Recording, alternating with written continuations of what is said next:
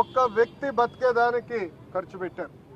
మనం చూసాం సర్వే రాళ్ళపైన కూడా ఆయన మొహం వేసుకునేదానికి సుమారుగా 500 కోట్ల రూపాయలు ఖర్చు పెడతాం. 900 కోట్ల రూపాయలు ఇలా అడ్డగోలుగా సైకో ఫ్యాన్సీ అనండి, సొంతం కోసం అనండి, ప్రజాధనాన్ని ఆనాడు లూటీ చేశారు, ఖర్చు పెట్టారు. అది నాడు నేడు ఎప్పుడు తెలుగుదేశం పార్టీ చేయదు. ప్రజలకి మేము సమాధానం చెప్పాల్సిన బాధ్యత మా పైన ఉంటుంది. అందుకే ఒక క్రమశిక్షణ, ఒక పట్టుదలతో మేము ఆనాడు పనిచేశాం.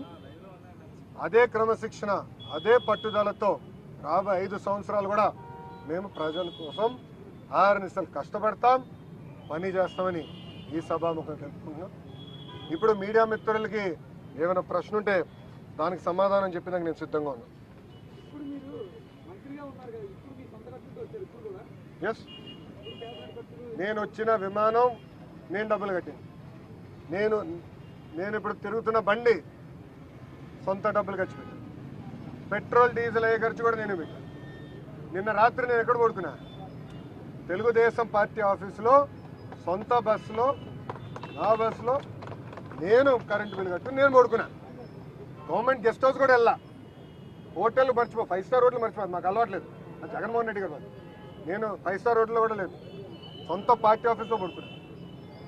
అది నాకున్న చిత్తశుద్ధి.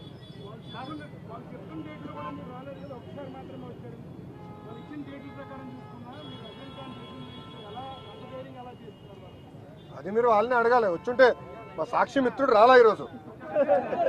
ఏడి మైక్ లేదే, ఎక్కడున్నాడు? నమస్కారం స్వామి, మైక్ ఏది లేదబ్బా. ఓ ఉన్నాడు. అందుకే బ్లూ మీడియా, రంగు కూడా బ్లూ. సో మన